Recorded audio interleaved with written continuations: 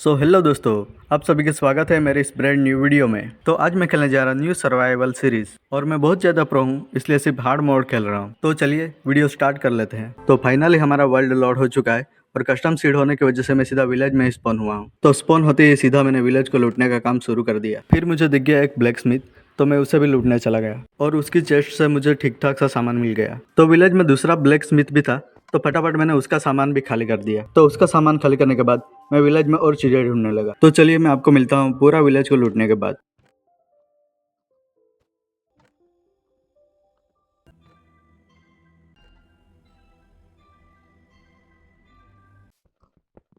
तो पूरा विलेज लूटने के बाद मैं कलेक्ट करने लगा कुछ खाना और साथ में लेदर भी, और साथ ही खेतों से चुरा लिया मैंने विलेजर्स का खाना भी। तो सारा विलेज लूटने के बाद मुझे कुछ मिले इतनी चीज़ें, और जो भी आर्मर के पीस मिले थे वो मैंने पहन लिए, और साथ में कुछ सामान बंडल में खाली करके इन्वेंट्री थोड़ी सी क्लीन कर दी। फिर एक क्राफ्टिंग टेबल बना के मैंने एक शील्ड भी क्राफ्ट कर ली। तो ये सब करते हुए रात हो गई थी, तो मैं विलेजर के घर में गया और उसी के बेड पे सो गया। तो नेक्स्ट डे की शुरुआत हुई कुछ मॉब्स की कुटाई करके। मॉब को मारने के बाद अपना बेस बनाने के लिए मैं एरिया फाइंड करने लग गया। विलेज के पास में अच्छा खासा प्लेन एरिया है, तो मैंने सोचा यहीं पे अपना बेस बनाऊंगा। अपना बेस बनाने से पहले आसपास का थोड़ा इलाका एक्सप्लोर कर लेता हूँ। आसपास एक्सप्लोर करके देखता हूँ कि आसपास कौन कौन सी चीज़ें मिलती है। पास ही में जंगल वैम थी, तो वहाँ से मैंने कुछ पम्पकिन और साथ में कुछ मेलन भी हार्वेस्ट कर लिए। और साथ ही मुझे 2 पैरेट मिले, तो मैंने उसे भी टैम कर लिया। उसके बाद मैं ढेर सारी लकड़ियाँ काटने चला गया, और ट्री कैपिटेटर मोड की मदद से लकड़ियाँ काफ़ी तेज़ कट रही थी, इसलिए मुझे लकड़ियाँ काटने के लिए ज़्यादा वक्त नहीं लगा। लकड़ियाँ काटने के बाद मुझे कुछ कोल मिला, तो मैं वो भी कलेक्ट करने लग गया, और साथ ही में जो भी मिलता गया उसे मैं कलेक्ट करता गया।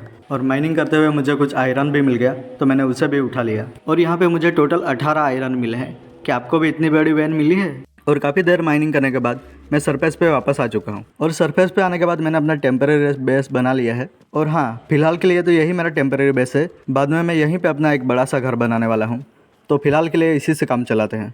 और ये देखो, यहाँ पे एक हॉर्स स्पॉन हुआ था, तो मैंने इसे टेम कर लिया है।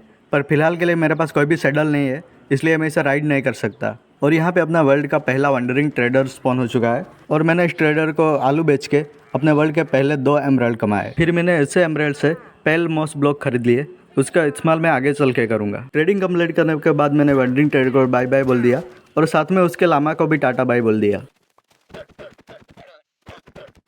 तो लामास को अलविदा बोलने के बाद मैंने एक सैडल बनाई और उसे अपने हॉर्स को पहना दिया, और फिर मैं अपने हॉर्स की टॉप स्पीड चेक करने लग गया, जो कि वाकई घटिया थी।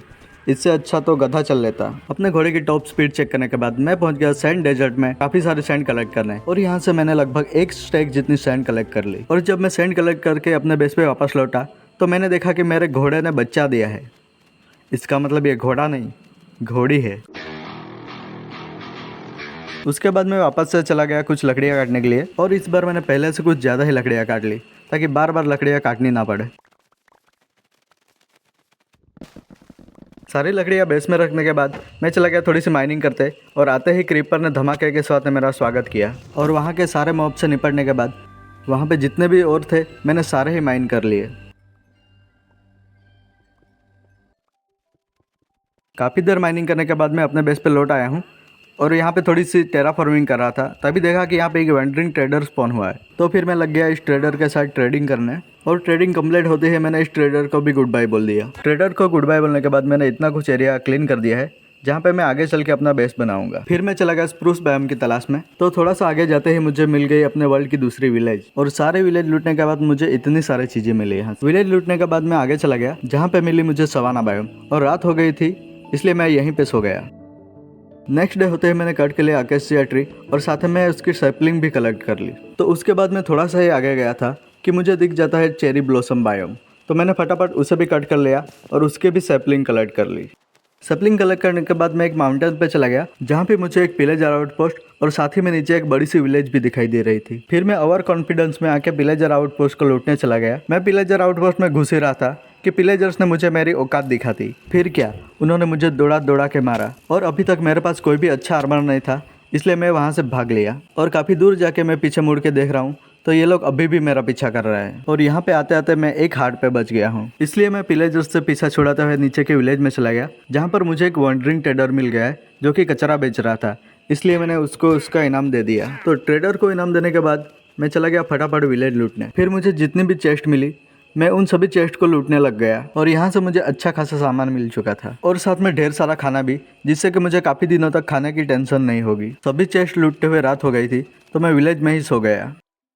नेक्स्ट डे होते ही मैं अपने घर की ओर वापस जाने लगा। मुझे लगा था मैंने सारी विलेज लूट ली, पर यह विलेज इतनी बड़ी थी कि ऊपर के कुछ घर तो रह ही गए थे, पर छोड़ो, उसको मैं बाद में किसी और दिन आके लूट लूँगा। तो फाइनली मैं काफ़ी दिनों बाद अपने बेस पे वापस लौट आया हूँ, पर मैं जिस चीज़ के लिए गया था वो तो मिली ही नहीं, स्प्रूस की सैपलिंग। तो अभी मैं जा रहा हूँ डीप स्लेट माइन करने के लिए, जिसके लिए मैं स्टेयर बनाते हुए नीचे जाऊँगा। मैं माइन करते हुए नीचे जा ही रहा था कि मुझे वर्ल्ड का पहला डायमंड मिल गया और उसके नीचे और भी डायमंड है, तो फटाफट मैं उसे भी माइन कर लेता हूँ। और सारे डायमंड माइन करने के बाद मुझे यहाँ से टोटल 6 डायमंड मिले हैं। तो मैं Y11 -59 पे पहुँच चुका हूँ।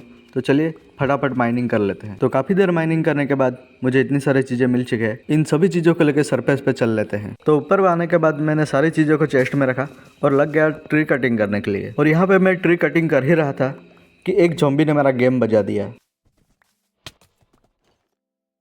तो रिस्पॉन होने के बाद अब मैंने अपने चेस्ट से सारा आयरन निकाला और उन्हीं आयरन से मैंने आयरन का आर्मर बना लिया। तो साथ ही मैंने शील्ड और एक डायमंड की स्वॉर्ड भी बना ली और उससे ज़ॉम्बी का गेम बजा दिया और अपना सारा सामान वापस ले लिया। और नेक्स्ट डे मैंने थोड़ी सी और ट्री कट करी। तो आप ये देख सकते हैं कि मैंने कितनी थोड़ी सी ट्री कट करी है। तो ये एक और ट्रेडर मेरे बेस पे आया है, पर यह भी स्प्रूस की सैपलिंग नहीं दे रहा है, इसलिए मैं इसको भी बाय बाय बोल देता हूँ। ट्रेडर को बाय बोलने के बाद मैं दोबारा से स्प्रूस ट्री की तलाश में निकल जाता हूँ और इस बार मैं अपने घोड़े को भी साथ ले जा रहा हूँ। और सामने मुझे डेजर्ट टेम्पल दिख जाता है, तो मैं फटाफट से उसे लूटने पहुँच जाता हूँ और पहुँचते साथ ही मैं सारी चेस्ट लूट लेता हूँ।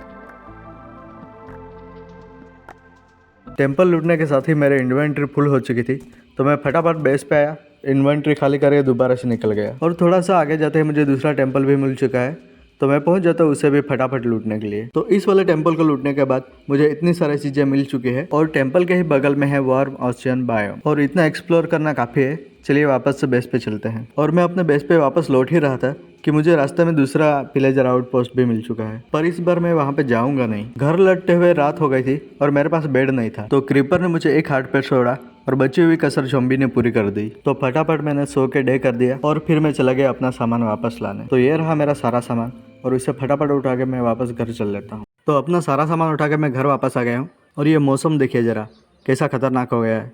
लगता है फटाफट हमें अपना बेस बिल्ड करना पड़ेगा। तो बेस बनाने के लिए सबसे पहले बेस की आउटलाइन बनानी पड़ेगी, जो कि मैं फटाफट बना देता हूँ और उसके बाद जल्दी से अपना बेस बनाना स्टार्ट कर देते हैं। तो आउटलाइन बनाने के बाद मैं अपने बेस के पिलर्स बनाना स्टार्ट कर देता हूँ। तो चलिए फटाफट मैं अपना बेस बना लेता हूँ और मैं आपको मिलता हूँ बेस बनाने के बाद।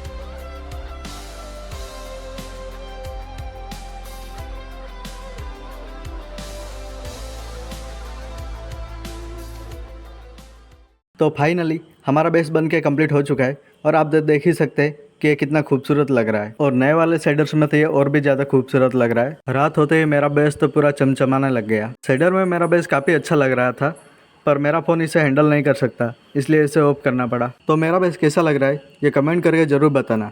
और आज के लिए इतना ही। मैं आपको मिलता हूँ अगले वीडियो में। वीडियो को पूरा देखने के लिए शुक्रिया। और बैकग्राउंड से कुछ आवाज़ आ रही होगी तो उसके लिए माफ़ कर देना, क्योंकि मैं बाहर बैठ के एडिटिंग कर रहा हूँ। और यहाँ तक वीडियो देख रहे हो तो वीडियो को एक लाइक भी ज़रूर से कर देना। तो आगे भी मैं ये सीरीज़ कंटिन्यू करूँ या फिर हार्डकोर मोड की सीरीज़ शुरू करूँ, ये कमेंट करके ज़रूर से बताना। So goodbye and see you soon.